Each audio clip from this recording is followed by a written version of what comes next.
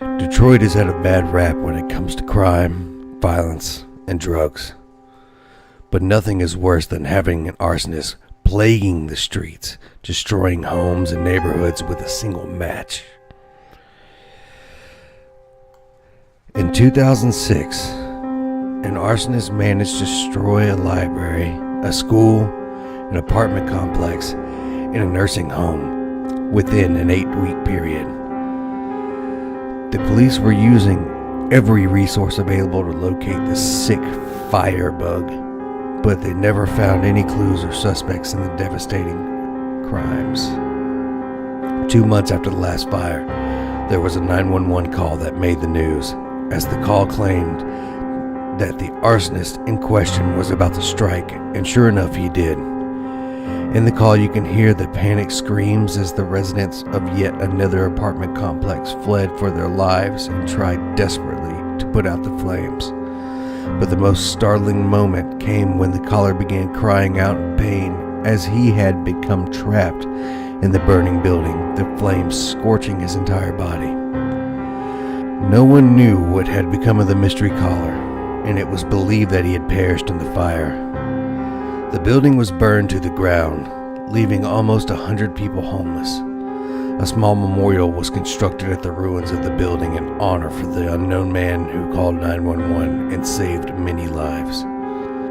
The police knew that arsonists loved to return to the scene of their crimes to admire their work and the destruction. Setting up a few surveillance cameras at the memorial, the police painstakingly awaited any suspicious individuals who might stop by. It only took them about 3 weeks to finally locate a suspect.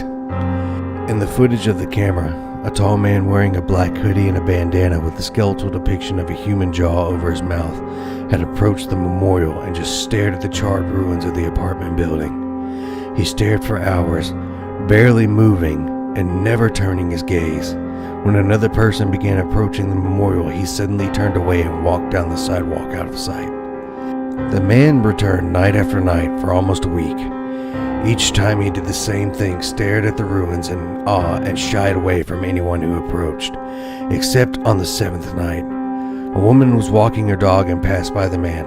He turned and smiled at her and frightened her to no end. She reported the strange man to the police, claiming that he was grinning wickedly and smelled of gasoline and smoke. 2 nights later, another building was torched by the arsonist, an abandoned warehouse which still had surveillance cameras running.